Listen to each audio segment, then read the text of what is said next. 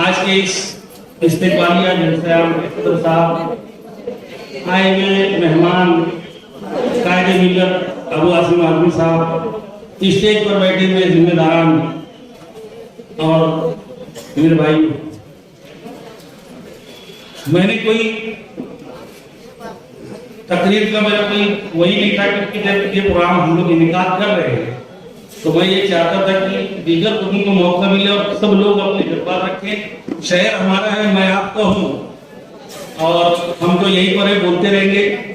लेकिन जो लोगों को नहीं मतलब कभी कभी बोलने का मौका मिलता है और उनकी बातें कीमती होती है, मतलब वो हम लोगों तक नहीं पहुंच पाते, उन लोगों को मौका मिलता।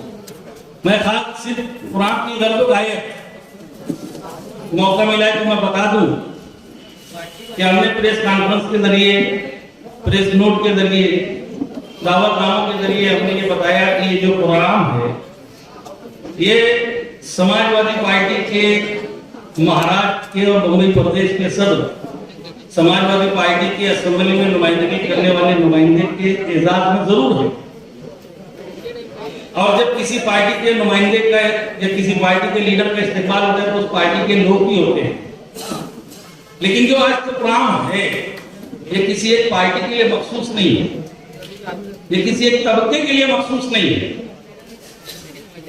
क्योंकि अबू आसिम आजमी साहब ने जो आवाज उठाई, अगर कलकत्ता पावर कंपनी की जो जुल्म ज्यादती है जिसका मंजर रोजाना हमारी नजरों के सामने है, एक गरीब मेहनत करने वाला मजदूर आदमी जिसकी बिजली का बिल 300-400 रुपया आता था, नया फास्ट मीटर लगा करके, बगैर चेकिंग किया हुआ मीटर लगा करके, पढ़े लिखे नहीं होती है घर की माए बहन, उनसे दस्तखत ले ली जाती है कि मीटर तुम्हारे सामने चेक करके लगाया गया, और वो बिल जो 300-400 रुपया आता है वो अचानक 3 से 4,000 और 5,000 रुपया आने लगता है। उनके ऊपर बिजली चोरी का इल्जाम लगा दिया जाता है। जिनके घर में कमाने वाले नहीं है, माए बहनें तराशन भर करके अपने बच्चों का पेट पालती है। जरा सोचिए कि अगर उन माँ बहनों के हाथों में जब वो 3 और 4,000 का बिल जाता होगा तो उनके दिल पर क्या इस जुल्म के खिलाफ रोजाना संघर्ष हो रहा है, रोजाना सड़कों पर हमारे लड़ाई हो रही है। लेकिन सही मानों में जहां पर लड़ाई लड़ना चाहिए थी आवाज असेंबली में, अगर वहां किसी ने आवाज उठाई तो शख्सियत अबू आसिम आजमी। गरीब के घर की बिजली बिल बढ़कर आ रहा है, ऐसा नहीं। दुकानों के, कारखानों के बिजली के बिल भी, यहां तक कि मैंने देखा कि एक कारखाने का बिजली का बिल सिर्फ सूद की रकम उस पर 1.5-2 लाख रुपया सूद की रकम डाल दी गई और वो रकम घटाने के लिए किसी तौर पर ये कंपनी के लोग तैयार नहीं है। मैं आपसे पूछना चाहता हूं कि अबू आसिम आजमी ने जब उनके साथी एमएलए रईस शेख साहब ने ऐवान असेंबली में खड़े होकर के नायब वज़ीर आला देवेंद्र फडणवीस को जवाब देने के लिए मजबूर किया, तो क्या इनकी आवाज सिर्फ समाजवादी वालों के लिए थी? क्या उसका फायदा सिर्फ समाजवादी पार्टी के लोगों को मिलने वाला था? क्या ताकत थी मालेगांव शहर में समाजवादी पार्टी की? फिर क्या वजह थी कि इन्होंने इतने जम करके, इतनी ताकत के साथ, इतनी दबंगई के साथ वहां पर बिजली कंपनी के लिए आवाज उठाई? सिर्फ एक जज्बा था। अबू आसिम आजमी को ना पार्टी दिखाई देती है, ना जात दिखाई देती है, ना मसलक दिखाई देता है। अगर अबू आसिम आजमी को कुछ दिखाई देता है तो वो सिर्फ कौम दिखाई देती है कि मेरी कौम के लोग हैं मालेगांव में, इसलिए मेरे मालेगांव में जुल्म हो रहा है। और जब जुल्म होगा तो अबू आसिम आजमी की आवाज बुलंद होगी। अगर जुल्म के खिलाफ ये आवाज है तो क्या हमारी जिम्मेदारी नहीं है कि हम उस आवाज को ताकत पहुंचाएं?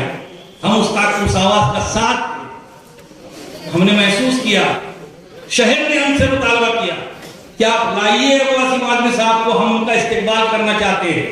जिन लोगों को जाना था मुंबई जाकर के भी इस्तेकबाल किया, फोन करके मुबारकबाद दी, शुक्रिया अदा किया। लेकिन हक तो यही था कि हम लोग यहाँ पर उनको बुलाते और सब लोग इज्तिमाई तौर पर उनका एक वालिहाना इस्तेकबाल करते और उनका शुक्रिया अदा करते और उनसे उम्मीद रखते कि जिस तरह के भाई आप बंबई में रहते हो, आपका दिल मालेगांव के लिए धड़कता है, ये मोहब्बत का नाता हम टूटने नहीं देंगे। जब आप वहां आवाज उठाओगे सड़कों पर आपकी हिमायत के लिए हम लोग तैयार नहीं। यही एक पैगाम देने के लिए हमने ये जमा किया, सब लोगों को बुलाया। आज समाजवादी पार्टी का मालेगांव में कोई जिम्मेदार नहीं है। आज समाजवादी पार्टी की कोई बाकायदा यूनिट नहीं है। उसके बावजूद अगर ये मालेगांव के लिए अगर आवाज उठा रहे हैं तो क्या हमारी जिम्मेदारी नहीं है कि हम एक ऐसी तंजीम खड़ी करें जो आदिवासी आदमी के कांधे से कांधा मिला करके हमारे हक की आवाज के लिए लड़ सके। मैं गुजारिश करूंगा आज की इस मौके पर कि भाई आप किसी को भी मालेगांव में समाजवादी का भी जिम्मेदार बना करके जाइए, इंशाअल्लाह ये शहर 2002 की तारीख दोहराएगा। जो तारीखी जीत समाजवादी पार्टी को दिलाई गई थी वो फिर से वक्त आए। हमने कहा कि ये जो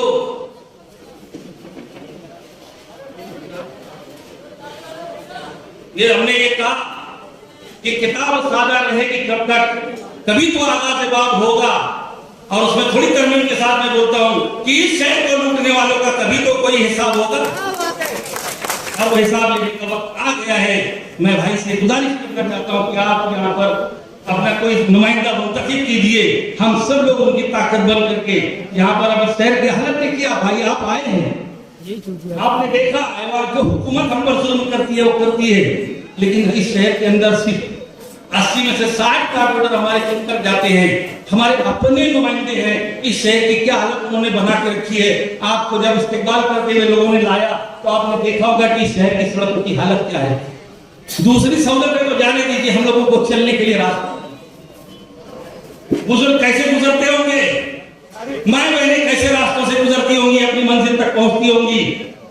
हमारे ही लोग हैं इक़्तिदार पर बैठे हुए, हमारे अपने लोग हैं, हमारी अपनी कौम के लोग हैं। आप बोलते कि भाई अपने ही लोग हैं, मालेगांव में क्या मेहनत करना, अपने ही लोग हैं। लेकिन आपने मालेगांव की हालत को देखा है कि अपने लोगों ने इस मालेगांव की हालत को क्या बनाकर। तो मैं आपसे गुजारिश करना चाहता हूँ भाई, हाथ जोड़ करके आप थोड़ा सा मालेगांव के ऊपर तवज्जो दीजिए। यहाँ मालेगांव की आवाम इंतजार में है। बहुत हो गया आपाबाजी का खेल, आज तू कर ले कल मैं कर लूंगा, तू मुझे चोर बोल मैं तुझे चोर बोल दूंगा, दोनों साहूकार बने बैठे रहेंगे और शहर की हालत बद से बदतर होती जा रही है। इस हालत को बदलने की जरूरत है और ये हालत बदलेगी उसी वक्त जब आदिवासी आदमी का कोई मजबूत नुमाइंदा इस शहर के अंदर खड़ा रहेगा और अपना उस आदिवासी आदमी का मजबूत सपोर्ट उसको हासिल रहेगा। तो जैसा कि मैंने बताया कि 2002 में जो हालात थे, शहर के सियासी हालात बदल गए थे।